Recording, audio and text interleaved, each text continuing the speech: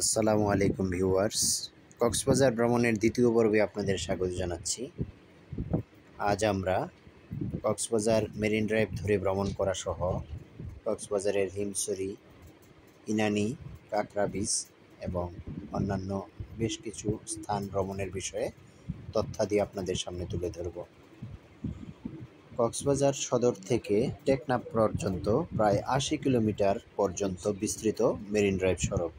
Marine ড্রাইভে ভ্রমণের জন্য কক্সবাজার সদরে সাতখোলা জিপ, সিএনজি কিংবা অটো ভাড়া পাওয়া যায়। আপনারা নিজ সামর্থ্য এবং সাধ্যমতো কক্সবাজার সদর থেকে প্রয়োজনীয় বাহন ভাড়া করে মেরিন ড্রাইভে ভ্রমণ করতে পারেন। ভিউয়ার্স, আপনারা দেখতে পাচ্ছেন হিমছড়ি সমুদ্র সৈকতের অনাবিল সৌন্দর্য। এর এক পাশে রয়েছে ঝাউবন এবং অপর পাশে সবুজ পাহাড়ের সারি। এই পাহাড়ের চূড়ায় উঠতে হলে আপনাকে 280 ফুট উচ্চতা অতিক্রম করতে হবে।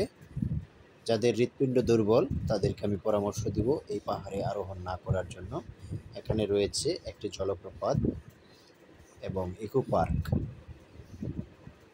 হিমছড়ি সমুদ্র সৈকতের সামনে সমুদ্র থেকে আহরিত শামুক, ঝিনুক সহ বিভিন্ন পণ্যের পসরা সাজিয়ে বেশ কিছু দোকান তৈরি করা হয়েছে।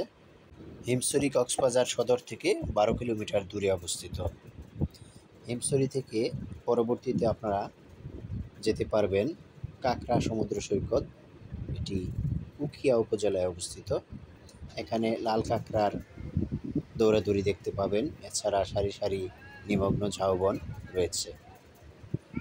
কক্সবাজারের আরেকটি অন্যতম জনপ্রিয় সৈকত হলো ইনানি সমুদ্র সৈকত। এটি কক্সবাজার সদর থেকে 27 কিলোমিটার দক্ষিণে অবস্থিত। মেরিন ড্রাইভ ধরে এগুলে আপনারা ইনানি সমুদ্র সৈকতে পৌঁছে যেতে পারবেন। ইনানি সমুদ্র সৈকতে বেশ কিছু প্রবাল পাথর রয়েছে, যেগুলো দেখলে আপনি কিছুটা সেন্ট মার্টিনের আবহ খুঁজে পেতে পারবেন। ইনানি সমুদ্র সৈকতে বিশেষ করে বিকাল সময়টা আপনি অবস্থান করে সূর্যাস্ত পর্যন্ত যদি অপেক্ষা করেন, ইনানি সমুদ্র সৈকতের সূর্যাস্তের দৃশ্য অত্যন্ত সুন্দর। ইনানি সৈকত থেকে পার হয়ে আরও সামনে গেলে আপনি খুঁজে পাবেন পাটুয়ার টেক সমুদ্র সৈকত এবং সর্বশেষ টেকনাফ সমুদ্র সৈকত। প্রতিটি সৈকতের ভিন্ন ভিন্ন সৌন্দর্য রয়েছে। এই সৌন্দর্য এবং সমুদ্রের মায়া আপনাকে নিজের গন্তব্যে ফিরে আসতে দিতে চাইবে না। এখানকার অবারিত আছড়ে পড়া সমুদ্রের ঢেউগুলো আপনাকে আপন মায়ায় নিজের কাছে টেনে নেবে। ইনানি সমুদ্র সৈকতের সূর্যাস্তের দৃশ্য অত্যন্ত সুন্দর ও মনোহর। কক্সবাজারে একটি বিমানবন্দর রয়েছে, তাই এখানে প্রায়শই সমুদ্রের তীরে বিমান ওঠানামার দৃশ্য অবলোকন করা যায়।